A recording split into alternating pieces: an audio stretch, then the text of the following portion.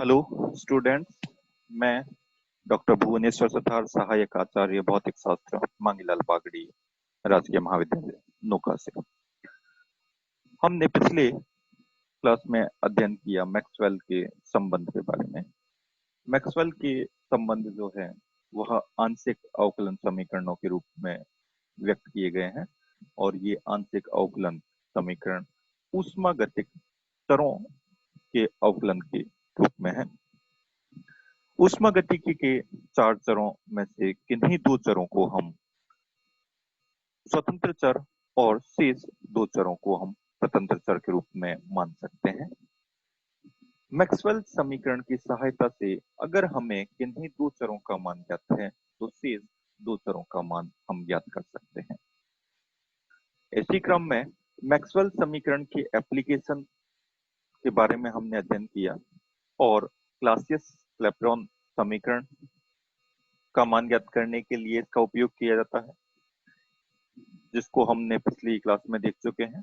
इसके अलावा रुद्धोष्म और समतापीय आयतन प्रत्यास्थता गुणांक के अनुपात का मान ज्ञात करने के लिए भी हम मैक्सवेल समीकरण का उपयोग किया और मान ज्ञात कर चुके हैं। इस क्लास में हम Joule Thomson expansion coefficient, Joule Thomson प्रसरण गुणांक का मान ज्ञात करेंगे।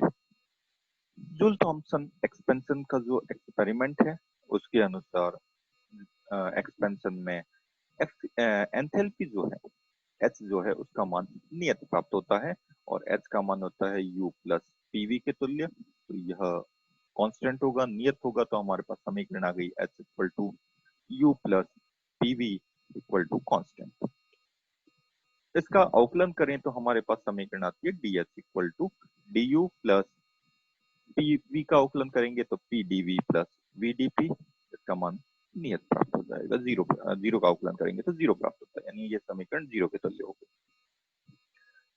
अब ऊष्मागतिकी का प्रथम और द्वितीय नियम से हमारे पास समीकरण आता है TdS equal to DU plus PdV। यहां से अगर DU का मान इस समीकरण में रखा जाए तो हमारे पास मान प्राप्त होता है TdS plus VDP equal to 0। अगर हम ताप और दाब को स्वतंत्र चर लें तो एंट्रोपी जो है वह दाब और ताप का फलन होगा और उसमें परिवर्तन को हम इस प्रकार से निम्न समीकरण से व्यक्त कर सकते हैं ds equal to del S upon del T at constant p dt plus del S upon del p at constant p dp के द्वारा व्यक्त किया जा सकता है। अब इस समीकरण से यदि हम ds का मान ज्ञात करें तो वह आता है v dp upon t। Transfer करेंगे तो माइनस का हो जाएगा। इसका उपयोग हमने समीकरण में कर लिया तो हमारे पास समीकरण बचे माइनस का V D P upon T equal to del S upon del T at constant P D T plus del S upon del P at constant T D T. अब पूरे समीकरण को टी से मल्टीप्लाई करो और we D P को अगर हम ट्रांसफर कर दें, एक साइड ले आए सभी टर्म को, सारी टर्म पॉजिटिव हो जाएगी। dt और dp के जो कोफिशिएंट्स हैं उनके रूप में समीकरण को लिखा तो हमारे पास समीकरण आ गई t del S upon del T at constant p dt plus dp के कोफिशिएंट्स हैं वो एक साथ लिख दिए, इसमें t का मल्टीपल हो जाएगा तो हमारे पास टर्म आ गई t del S upon del T at constant t plus एक टर्म ये बचेगी v dp इक्वल टू 0। अब हमने मैक्सवेल संबंध del S upon del T del S upon del P at constant T equal to minus del V upon del T at constant P, इसको और स्थिर दाब पर विशिष्ट ऊष्मा, स्थिर दाब पर विशिष्ट ऊष्मा जो होती है del Q upon del T at constant P लिखा जाता है और डेल क्यू का मान जो है टी डी एस के तुल्य होता है। तो हमारे पास ये समीकरण आ गई Cp equal to T del S upon del T at constant P. इसका हम पिछले क्लास में भी अध्ययन कर चुके हैं। इन दोनों का उपयोग हम यदि इस समीकरण में कर दें तो del S upon del T और del S upon del P जो डेरिवेटिव है ये एलिमिनेट हो जाएंगे और हमारे पास समीकरण बचेगी Cp dt प्लस ब्रैकेट में V minus T del V upon del T at constant P dP equal to 0। Joule Thomson coefficient जो है वह ताप में परिवर्तन और दाब में परिवर्तन के अनुपात से व्यक्त किया जाता है। तो इसका मान होता है del T upon del P at constant H, क्योंकि एंथैल्पी कांस्टेंट रहता है। इसको हम म्यू से रिप्रेजेंट करते हैं। तो joule Thomson coefficient mu H, इसका मान हम इस समीकरण से ज्ञात कर सकते हैं। माना जाएगा 1 अपॉन सी पी ब्रैकेट में T del V upon del T at constant P minus V. तो ये हमारे पास जूल थॉम्पसन कोफिशिएंट आ गया। जूल थॉम्पसन कोफिशिएंट जो है वेरिएबल में इस क्वांटिटी पे निर्भर करता है, ब्रैकेट में T del V upon del T at constant P minus V पे डिपेंड करता है। तो अब हमारे पास जो सिस्टम है वह दो तरह के सिस्टम है, एक आइडियल गैस और दूसरा है रियल गैस। तो आदर्श गैस के लिए सर्वप्रथम हम इसको हल करते हैं, इसके बाद हम वास्तविक गैसों के लिए भी इसका अध्ययन करेंगे। तो आदर्श गैस के लिए आदर्श गैस समीकरण ले लिया P V equal to R T. अब ब्रैकेट वाली इस क्वांटिटी का मान ज्ञात करने के लिए हमें del V upon del T का मान चाहिए। तो हम इस समीकरण को अगर हम टी के सापेक्ष अवकलन करें और पी को कांस्टेंट लेते हुए, तो हमारे पास टर्म आएगी P del V upon del T at constant P equal to R. तो del V upon del T जो है इसका मान आ जाएगा आर अपॉन टी के तुल्य। तो ये टोटल टर्म बचेगी आर टी अपॉन पी, और इस समीकरण से आर टी अपॉन पी का मान जो है वह वी के तुल्य होता है। तो वी माइनस वी 0, अर्थात ये मान 0 के तुल्य आ जाएगा। तो ये हमने ज्ञात कर लिया। अगर ये मान 0 है तो इस समीकरण से हमें पता है जूल थॉम्पसन कोफिशिएंट है, इसका मान 0 होगा, 0 होगा। अर्थात आदर्श गैस में जूल थॉम्पसन एक्सपेरिमेंट के थ्रू प्रेशर में कोई भी परिवर्तन कर दिया जाए, ताप में कोई परिवर्तन नहीं होगा। आदर्श गैस के लिए यह हमने ज्ञात कर लिया। अब हम देखते हैं रियल गैस के लिए, वास्तविक गैसों के लिए। वास्तविक गैसों के लिए जो गैस समीकरण है वह वंडरवॉल गैस समीकरण का उपयोग करते हैं। तो हमारे पास समीकरण आ गई है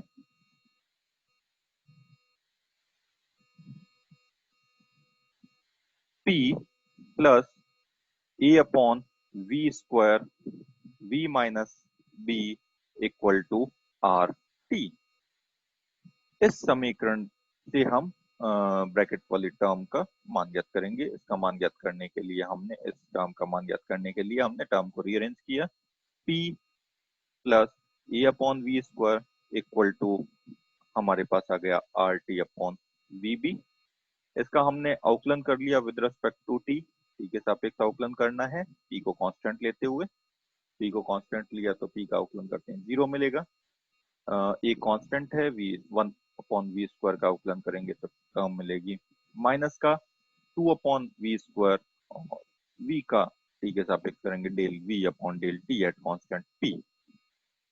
इसी प्रकार राइट हैंड साइड को अवकलन करेंगे, टी का करेंगे तो 1 मिलेगा। तो ये वैल्यू आ गई R upon V minus B. V minus B का करेंगे तो टर्म आएगी minus R T upon V minus B का whole square del V upon del T at constant P. ये मान हमने ज्ञात कर लिया। अब इसको हल करके हमने del V upon del T की टर्म को एक तरफ ले आए, तो हमारे पास टर्म बचेगी R T upon V minus B का whole square minus 2a upon V cube del V upon del T at constant p equal to R upon V minus B. अब हमने R T upon V minus B का whole square common ले लिया, तो हमारे पास term बचेगा 1 minus 2a V minus B का whole square upon V cube R T bracket में del V upon del T at constant p equal to term आ गई R upon V minus B के तुल्य। तो यहाँ पे टी को हमने इस टर्म के साथ रखा और रिमेनिंग सारी टर्म को डिवाइड कर दिया, तो आर टी सॉरी आर जो है नीचे आ जाएगा। तो हमारे पास टर्म आ गई T del V upon del T at constant P equal to term आ गई आर टी ब्रैकेट में V minus B. R T जो है वह हमने कॉमन ले लिया और ऊपर मल्टीप्लाई कर दिया, तो ये टर्म बच गई two A V V minus B का whole square upon V cube. ये टर्म हमारे पास आ गई और एक कंडीशन हमने और ली, B less less than zero के केस में, अगर बी का मान जो बी नियतांक का मान जो है आयतन की तुलना में बहुत कम है, इसका यदि हम उपयोग करें तो हमें यहाँ पे वी माइनस बी का मान जो है वह वी के इक्वल हो जाएगा, तो V square upon V cube, तो नीचे वी बच जाएगा।